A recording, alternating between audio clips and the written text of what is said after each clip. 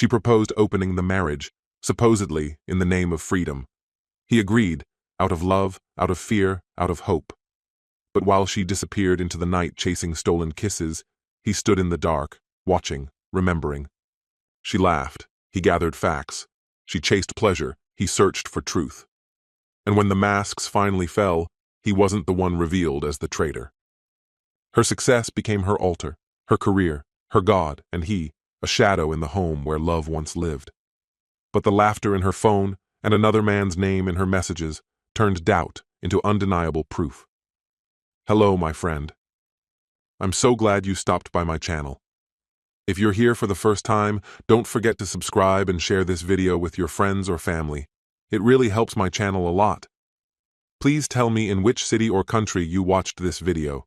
I value every one of your comments. So, let's get started. My name is Elias, and for a long time, I truly thought I had life mapped out. Not long after graduating, I married Jade, swept up in one of those all-consuming romances that feels too flawless to doubt. But life doesn't follow the neat arcs of the love stories we're raised on. It's messy, unpredictable, and often brutal. I was certain Jade and I were unbreakable. We built something that felt solid, 2 wonderful kids, a cozy home, and dreams that reached far into the years ahead. Yet love, I've learned, comes with no promises. Once trust cracks, it rarely mends the way it was. The first signs of change were subtle. One quiet morning, Jade stepped into the room holding her coffee like it was the only thing steadying her. She avoided my gaze, a silence that said more than words could. The laughter that once filled our home seemed to echo from elsewhere now, specifically from Kevin, a new co-worker of hers. Her late nights became more frequent, always justified with vague references to deadlines and work. I tried to convince myself this was temporary, a rough patch like so many others. But I couldn't have been more wrong. Jade had landed a position at an up-and-coming tech company and quickly rose through the ranks. She thrived in that fast-moving, image-driven environment, a culture obsessed with happy hours and rooftop mixers more than responsibility. At first, I was genuinely proud. After years as a stay-at-home mom, she deserved to chase her own ambitions. What I didn't expect was that her success would slowly dismantle the life we'd built together. It started small, missed calls, vague explanations, an emotional distance that only widened no matter how hard I tried to close it. The woman who once shared everything with me began to inhabit a world I was no longer invited into. Then came the conversation that changed everything. One evening, out of the blue, she looked at me, voice hesitant, eyes oddly detached, and said, "I've been thinking, maybe we should try opening the marriage, just to see where it leads. It might even bring us closer." I was stunned. "Why now, Jade? After all these years? Why this?" She shrugged, wearing a smile that didn't quite reach her eyes. "I feel like there's so much I haven't experienced. Don't you wonder what else might be out there? It could be good for us." Her suggestion hit like a gut punch, a betrayal dressed up as modern thinking. Still, desperate to salvage what we had, I reluctantly agreed, ignoring every warning bell in my head. But it wasn't long before the shift became unmistakable. Jade was barely around, her focus increasingly drawn to someone else. That someone was Derek, her manager. Derek had that irritating charm some people mistake for charisma. Confident, tall, self-assured, the kind who walks into a room and assumes ownership of it. I noticed how Jade lit up whenever his name came up. Her tone softened, her face warmed. Then, one evening while I was putting the kids to bed, her phone buzzed on the kitchen counter. A message from Derek flashed across the screen. "Can't stop thinking about you tonight. Same spot tomorrow?" That one sentence shattered everything. I didn't confront her immediately. If she was willing to throw away our life together, I wanted to make sure she'd feel the weight of that decision. I turned my attention to my work, where I met Camille. Camille was sharp, confident, and unapologetically real. She had no time for games. She was the opposite of what Jade had become, and being around her felt like breathing again after months of suffocation. What started as professional collaboration quickly deepened into something much more meaningful. All the while, I began collecting the truth. Messages, receipts, anything that painted the full picture. Eventually, I walked into one of Jade's company events unannounced. Her face when she saw me was unforgettable. a mix of guilt and disbelief. Derek was there too, and his smirk faded instantly when our eyes met. I approached, offered my hand with a forced smile, and said, "So you're Derek. Jade talks about you all the time. Must be great working so closely." He stuttered, visibly thrown off. It was a small moment, but it was a moment of control. A crack in his polished surface and a fracture in Jade's carefully built narrative. Soon, rumors began circulating in her office. People started noticing. Derek, true to form, shifted his attention elsewhere. Jade was left to sit in the wreckage of her own choices. But I wasn't finished. Camille and I began to spend more time together, openly. We shared moments online, celebrated the small joys, and built something honest. The warmth between us stood in stark contrast to the cold vacancy Jade had left behind. The kids adored Camille. Jade noticed. Eventually, she came back around, with apologies, with tears, with promises of change. But I no longer had space for that version of her. She made her decision. The sorrow in her voice sounded more like regret for being left behind than genuine remorse.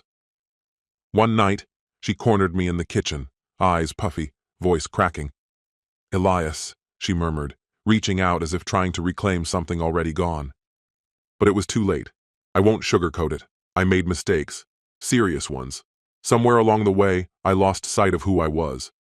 But if there's one thing I'm absolutely sure of, it's this. I want us again. I want you again. Leaning against the kitchen counter, arms rigid across my chest, I watched the woman I once clung to like a life raft. "Why now, Jade?" I asked, my voice sharp. "Because Derek dumped you for someone else? Or did it finally hit you, what you threw away?" Her eyes brimmed with tears, but I didn't move. I didn't soften. Her sorrow didn't stem from guilt, it stemmed from exposure. Jade wasn't mourning the wreckage she caused. She was mourning the illusion that shattered.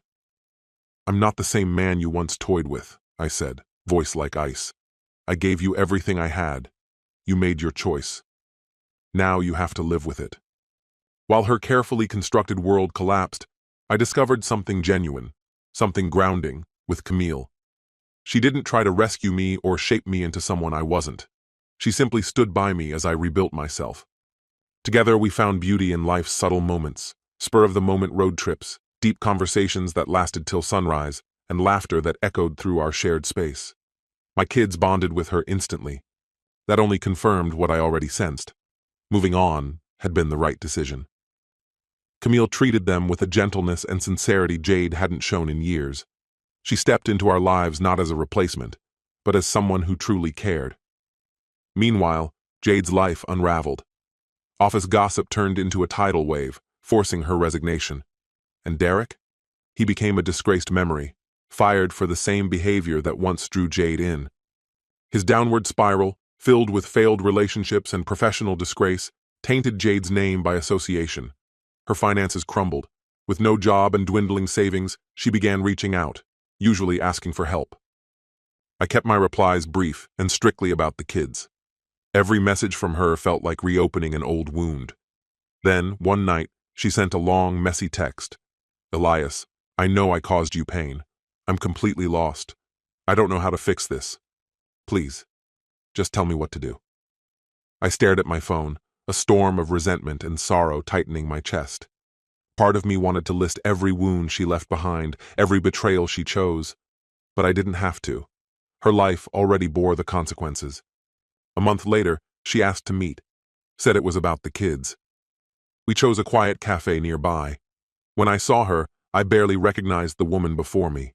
The brightness she once carried had dimmed, replaced with fatigue and years she hadn't yet lived. "Thanks for meeting me," she said quietly, hands wrapped around a coffee cup for warmth she couldn't find elsewhere.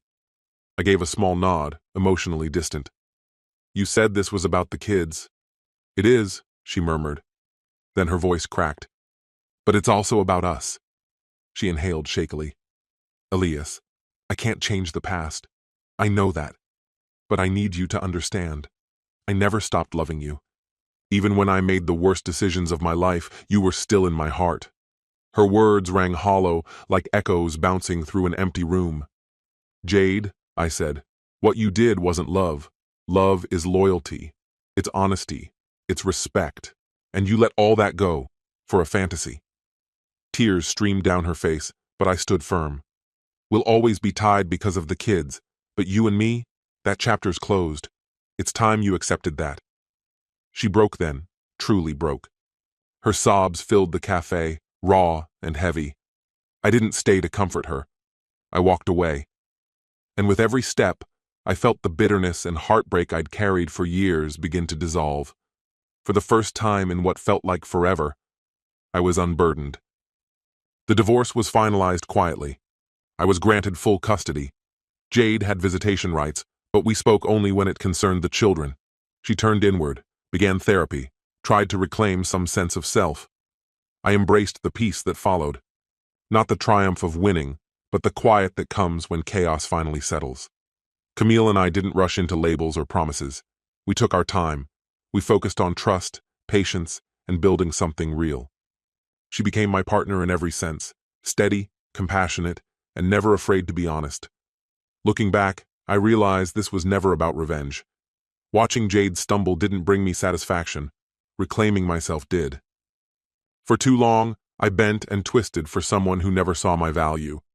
Her betrayal forced me to let go of the illusions I held on to, and in that, I found truth.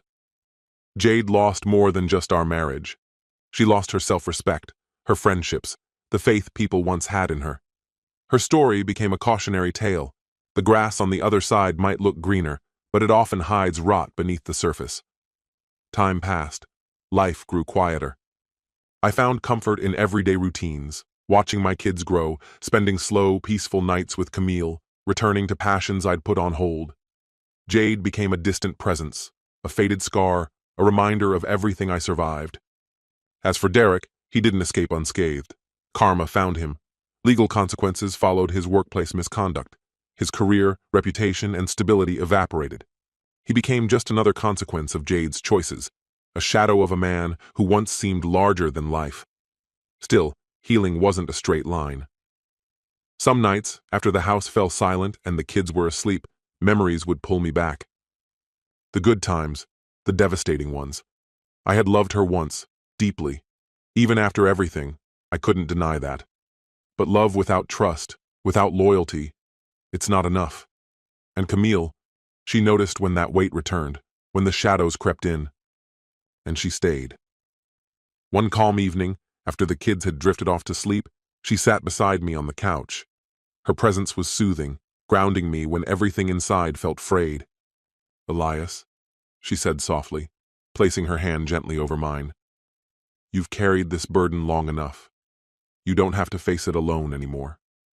I exhaled deeply, letting my head fall back against the cushion. "It's not that simple, Camille," I replied quietly. "I thought I'd feel lighter once things with Jade were behind me. But the hurt still sneaks in sometimes. I hate that she still has this kind of grip on me."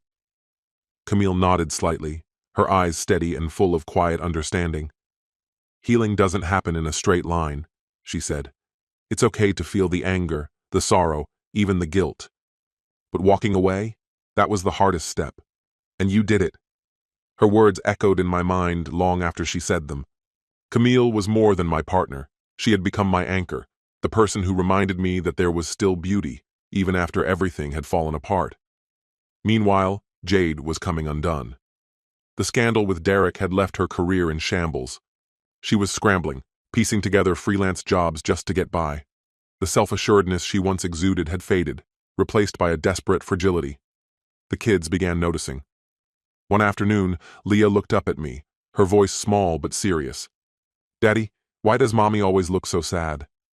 My chest tightened. I knelt down to meet her eyes. "Sometimes adults make really big mistakes," I told her gently, "and fixing them can take a long time.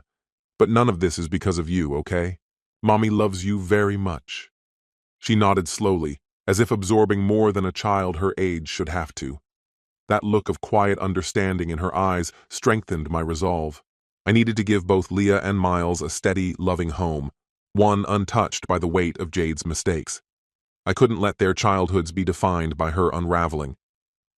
A few months after our divorce was finalized, Jade reached out unexpectedly. She wasn't trying to rekindle anything, just asked to talk. I paused before responding, uncertain. but curiosity and a sense of unfinished obligation made me agree. We met at a small park near the children's school. She was already seated when I arrived, her fingers nervously twisting in her lap. The polished appearance she once kept had worn down, leaving behind something raw and exposed. "Thanks for coming," she said, barely audible. "I know I have no right to ask for anything, but I needed to say a few things." I stayed standing, arms crossed, my guard up. "I'm listening," I said. She took a shaky breath, her eyes glassy with remorse. "I've been in therapy, trying to understand what happened, trying to figure out how I became someone capable of destroying everything I loved. I broke our family, I hurt our children, and I lost myself in the process." Her words landed heavily, but I kept my footing. "Thank you for your honesty, Jade," I replied evenly. "But I've moved on. This isn't about us anymore. It's about giving Leah and Miles the stability they deserve." She nodded, shoulders slumping as if the weight of her mistakes had finally settled on her. "I know," she said. "I just wanted you to know I'm trying. For them. And maybe in time, for me too." For the first time in years, there was something real in her expression. It didn't undo the damage or erase the past, but it offered a flicker of hope that she might find her way back to herself. As Jade began slowly reconstructing her life, I turned my focus to the future. Camille and I took cautious steps forward, determined to build something solid. She gradually became part of the children's world, not as a replacement for their mother, but as someone who truly loved them and brought calm to their lives. Our days filled with laughter again. Park outings, movie nights curled up on the couch, impromptu weekend adventures. After years of just getting by, I was finally beginning to live. At work, I immersed myself in new challenges, rediscovering excitement and purpose. Camille's steadfast support gave me the confidence to take risks I had once avoided, and they began to pay off. Life was far from perfect, but it was authentic. And that gave me a kind of peace I hadn't felt in years. One day, Leah came home glowing with pride, holding up a school project about families. Her drawing showed all of us, Camille, Jade, Miles, and me, stick figures with joined hands. "Do you like it, Daddy?" she asked, eyes wide with anticipation. I pulled her into a hug, emotion catching in my throat. "It's beautiful, sweetheart." That drawing reminded me of something simple but profound. We were still a family, just reimagined in a different shape. Forgiveness didn't mean forgetting what had happened. It meant choosing not to let bitterness take root. Years later, I watched Leah walk across the stage at her high school graduation, my heart full. Jade sat a few rows back, and when our eyes met, she offered a small, tentative smile. I nodded quietly, an unspoken truce between two people who had shared a past and managed to move forward. Time moved on. Camille and I eventually married in a small ceremony, surrounded by those who had stood beside us through every trial and triumph. Jade wasn't there, but I sent her a photo afterward. Leah and Miles, dressed up and grinning. It wasn't a jab, just a quiet offering of peace. The pain of Jade's betrayal didn't disappear. It became part of my story, a thread woven into the tapestry of my life. Not as a symbol of defeat, but as proof of how far I had come. In the end, it was a story not about loss, but about resilience, growth, and the quiet strength it takes to keep going. This story has come to an end. What's your opinion? Share it in the comments, my friend. And if you like this story, check out other exciting videos on my channel. I'll say goodbye until the next video. See you.